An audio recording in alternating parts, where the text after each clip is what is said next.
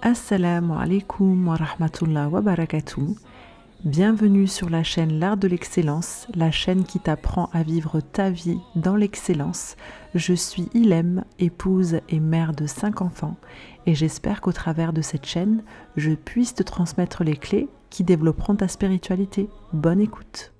البدر كطلعته وجه جميل والشمس كبسمته ظل ظليل هو عبد الله سيد الخلق ومصطفاه وحبيب الله خير مبعوث من وحي الله أعوذ بالله من الشيطان الرجيم بسم الله الرحمن الرحيم الحمد لله رب العالمين الرحمن الرحيم مالك يوم الدين إياك نعبد وإياك نستعين اهدنا الصراط المستقيم صراط الذين أنعمت عليهم غير المغضوب عليهم ولا الضالين آمين اللهم صل على سيدنا محمد الفاتح لما أغلق والخاتم لما سبق ناصر الحق بالحق والهادي إلى صراطك المستقيم وعلى آله حق قدره ومقداره العظيم. Assalamu alaikum wa rahmatullah wa barakatuh.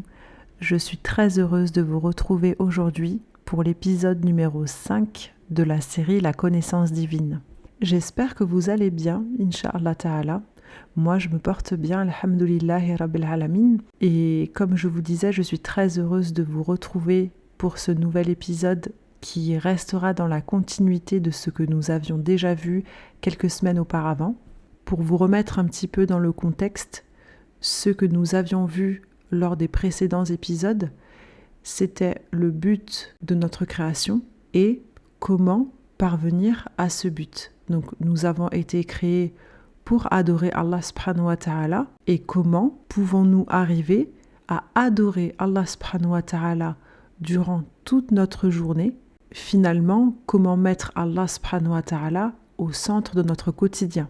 Nous avons évoqué ce fameux hadith qui retranscrit les étapes pour parvenir à cette adoration, à ce qu'Allah subhanahu wa ta'ala nous demande.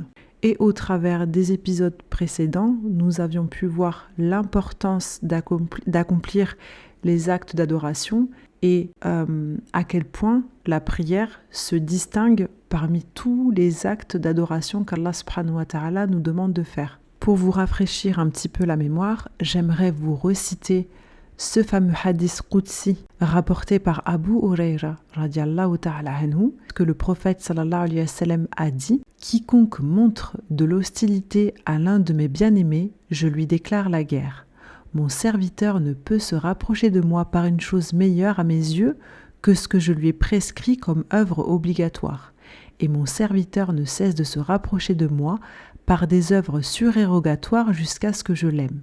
Et quand je l'aime, je deviens l'ouïe par laquelle il entend, la vue avec laquelle il voit, la main par laquelle il saisit et le pied avec lequel il marche. S'il me demande quelque chose, je lui donne, et s'il recherche refuge auprès de moi, je le lui accorde. Et c'est rapporté par Al-Bukhari radiallahu ta'ala anhu. La partie qui va plus nous intéresser aujourd'hui et que nous allons essayer de développer, c'est la partie où Allah subhanahu wa ta'ala nous dit: mon serviteur ne cesse de se rapprocher de moi par des œuvres surérogatoires jusqu'à ce que je l'aime. Allah subhanahu wa ta'ala nous dit clairement que c'est au travers des œuvres surérogatoires qu'il nous aime. Mais est-ce que cela veut dire que Allah subhanahu wa ta'ala n'aime que ceux qui accomplissent des œuvres surérogatoires couplées aux œuvres obligatoires? Allah subhanahu wa ta'ala nous dit dans la sourate Al-A'raf, verset 56, « Et ma miséricorde embrasse toutes choses ». Donc la miséricorde d'Allah subhanahu wa ta'ala englobe toutes choses, toutes les créatures. Et dans cette miséricorde-là, quand on dit toutes les créatures, c'est-à-dire que ce sont les créatures visibles et invisibles, les êtres humains, les animaux, les djinns, les anges, etc., etc. Et parmi les djinns et les hommes, nous pouvons retrouver des musulmans comme des non-musulmans. Et l'une des manifestations les plus sublimes de la miséricorde d'Allah subhanahu wa ta'ala est qu'il pourvoit aux besoins de tous les êtres humains, croyants et non-croyants. Donc la miséricorde, c'est une forme d'amour générale destinée à toutes les créatures. La miséricorde d'Allah subhanahu wa ta'ala est un bienfait qui s'étend à toute la création, croyants comme non-croyants. Et Allah subhanahu wa ta'ala se décrit lui-même comme Ar-Rahman, le tout miséricordieux. Et il accorde donc cette miséricorde sans discrimination. Mais l'amour dont il est question dans ce fameux hadith Qudsi, c'est un amour qui est bien plus spécifique. Et il est réservé à ceux qui recherchent sincèrement sa proximité et qui persévèrent dans l'adoration au-delà des actes obligatoires. Et lorsque la personne persévère dans ses actes surérogatoires, l'amour d'Allah subhanahu wa ta'ala devient si intense à l'égard de cette personne qu'il dit lui-même, subhanahu wa ta'ala, qu'il devient l'ouïe, la vue, les mains et les pieds de son serviteur. Cela signifie que Allah subhanahu wa ta'ala guide ses pensées, ses actions et son chemin. Lorsqu'une personne atteint ce niveau de proximité avec Allah subhanahu wa ta'ala, toutes ses pensées, toutes ses actions et toutes ses paroles sont réellement orientées vers lui subhanahu wa ta'ala, exclusivement pour sa satisfaction. Au point où ceux qui obtiennent cette proximité avec Allah subhanahu wa ta'ala bénéficieront d'une protection et d'un soutien spécifique. Allah subhanahu wa ta'ala répond à leurs invocations, les protège et devient même un refuge pour eux. Au point où Allah subhanahu wa ta'ala dit qu'il déclare la guerre à ceux qui montrent de l'hostilité vis-à-vis de ces personnes-là. Et j'imagine que personne d'entre nous aimerait être dans la position de celui à qui Allah subhanahu wa ta'ala a déclaré la guerre.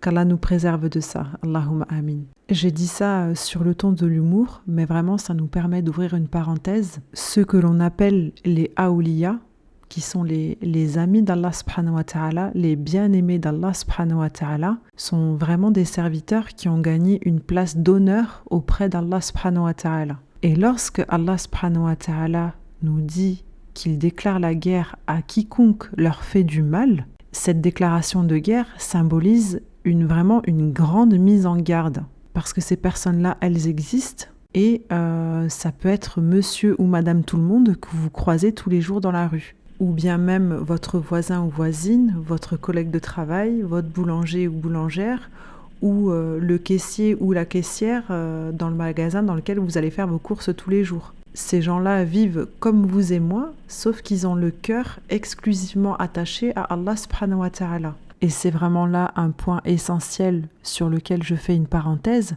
puisque nous ne savons pas qui, parmi ceux qui nous entourent, pourrait être un bien-aimé d'Allah subhanahu wa ta'ala, et c'est une qualité que chaque musulman devrait avoir, c'est de traiter tout le monde avec respect, et de ne pas porter atteinte à l'honneur de qui que ce soit, en gardant à l'esprit que certains de nos proches, voisins ou même des inconnus peuvent être des bien-aimés d'Allah subhanahu wa ta'ala, cela nous aide à rester humbles et à éviter l'orgueil. Et aussi, ça nous rappelle que la valeur réelle d'une personne auprès d'Allah subhanahu wa ta'ala n'est pas quelque chose qui nous est visible, mais seul Allah sait ce qu'il y a dans chaque cœur. Donc abstenons-nous de juger, médire ou calomnier ou manquer de respect à qui que ce soit, de peur de nous retrouver dans la position de celui à qui Allah subhanahu wa ta'ala a déclaré la guerre. Petite parenthèse fermée, revenons au sujet. Je disais précédemment qu'au-delà des actes obligatoires se trouvent les actes surérogatoires, et c'est ce qui nous permet d'obtenir cet amour si spécial d'Allah subhanahu wa ta'ala. Il existe plusieurs types d'actes surérogatoires, notamment les prières surérogatoires qu'on appelle nawafil. Le jeûne surérogatoire, c'est le jeûne que l'on fait en dehors du jeûne obligatoire du mois de Ramadan. La charité et l'aide aux autres, ce qu'on appelle l'aumône, en dehors de l'aumône obligatoire prescrit par Allah subhanahu wa ta'ala. Il y a aussi le dhikr, le rappel, le souvenir d'Allah subhanahu wa ta'ala, et la lecture et la méditation sur le Coran. Et tout comme la prière se distingue de tous les actes obligatoires, le dhikr aussi se distingue de tous les actes surérogatoires. Le dhikr, le rappel d'Allah subhanahu wa ta'ala, le souvenir d'Allah subhanahu wa ta'ala se distingue de tous les autres actes surérogatoires par sa nature unique et sa portée. Il englobe tous les bienfaits des autres actes surérogatoires et va même au-delà. Et contrairement aux prières, aux jeûnes ou à l'aumône, le dhikr est accessible à tout moment et en tout lieu, sans condition particulière. C'est un acte discret, mais tellement puissant. Je rappelle que notre but dans cette vie, c'est d'adorer Allah subhanahu wa ta'ala. Et je rappelle également le premier verset que j'avais cité dans le premier podcast, où Allah subhanahu wa ta'ala nous dit « Je n'ai créé les djinns et les hommes que pour qu'ils m'adorent ». Donc ce verset souligne que l'adoration est le but ultime de notre existence. Ça, nous l'avions vu lors des précédents podcasts. Mais cet état d'adoration ne doit pas se limiter à certains moments spécifiques, mais il doit être constant et envelopper chaque instant de notre vie. Il s'agit donc d'un état de conscience perpétuelle où nos pensées, nos paroles et nos actions deviennent des formes d'adoration, nous permettant de rester toujours connectés à lui, subhanahu wa ta'ala. Et le dhikr, au-delà des actes qu'Allah nous a rendus obligatoires, vient consolider, vient parfaire, vient perpétuer cet état de concentration et de conscience que nous obtenons dans la prière. C'est une sorte de prière en continu.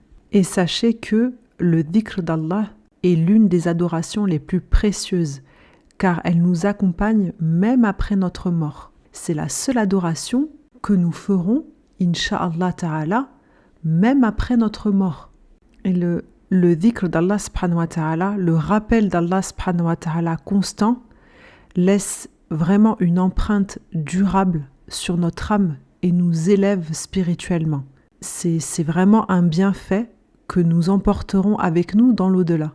Et Allah subhanahu wa ta'ala nous dit dans la sourate Al-Ankabut, verset 45, « Récite ce qui t'est révélé du livre et accomplis as-salat. En vérité, as-salat préserve de la turpitude et du blâmable. Et le rappel d'Allah est certes ce qu'il y a de plus grand. Et Allah sait ce que vous faites. » Alhamdulillahi Rabbil Alamin. Subhanallah, la miséricorde d'Allah embrasse toutes choses comme j'ai dit. Et Allah nous demande une chose, mais ne nous laisse pas sans indication pour pouvoir parvenir à ce qu'il nous demande. Et vraiment, ce verset montre l'importance inégalée du dhikr, car il est une adoration continue et puissante qui purifie le cœur et nous garde dans la conscience d'Allah à chaque instant, subhanahu wa ta'ala.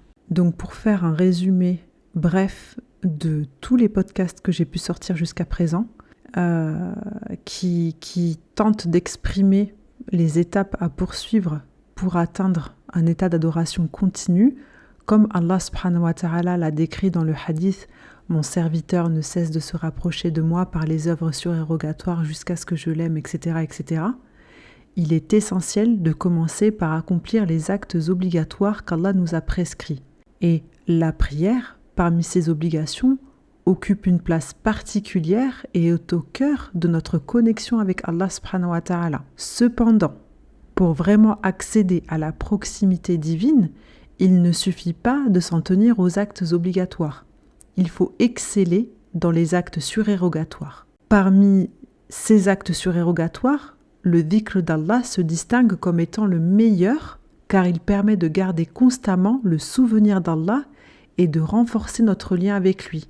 Celui qui persévère dans les obligations, les prières et les actes surérogatoires, notamment le dhikr, pourra, incha'Allah, atteindre cette proximité et être compté parmi les bien-aimés d'Allah subhanahu wa ta'ala. Dans cet état, chacune de ses pensées, de ses actions et de ses paroles sera alors faite pour Allah et guidée par sa lumière, subhanahu wa ta'ala. C'est ainsi que nous allons clôturer la série La connaissance divine sur la chaîne de podcast L'Art de l'Excellence. J'espère que ça vous aura plu et que j'ai pu vous transmettre les outils pour cheminer vers Allah subhanahu wa ta'ala, vous donner un bon point de départ pour atteindre la proximité d'Allah subhanahu wa ta'ala. Si vous avez des questions, surtout n'hésitez pas à me les poser dans la section commentaires. Et si vous avez aimé ce podcast, n'hésitez pas à aimer et à partager, pourquoi pas aussi à votre entourage pour que le maximum de personnes puissent en bénéficier. Je suis également présente sur Instagram et sur TikTok. N'hésitez pas à me suivre là-bas. Je vous dis à très bientôt et oui, nous nous reverrons bientôt pour aborder d'autres sujets qui viseront à nous parfaire, Inch'Allah ta'ala. أعوذ بالله من الشيطان الرجيم بسم الله الرحمن الرحيم الحمد لله رب العالمين الرحمن الرحيم مالك يوم الدين إياك نعبد وإياك نستعين اهدنا الصراط المستقيم صراط الذين أنعمت عليهم غير المغضوب عليهم ولا الضالين آمين اللهم صل على سيدنا محمد الفاتح لما أغلق والخاتم لما سبق ناصر الحق بالحق والهادي إلى صراطك المستقيم وعلى آله حق قدره ومقداره العظيم السلام عليكم ورحمة الله وبركاته. مولاي صل وسلم دائما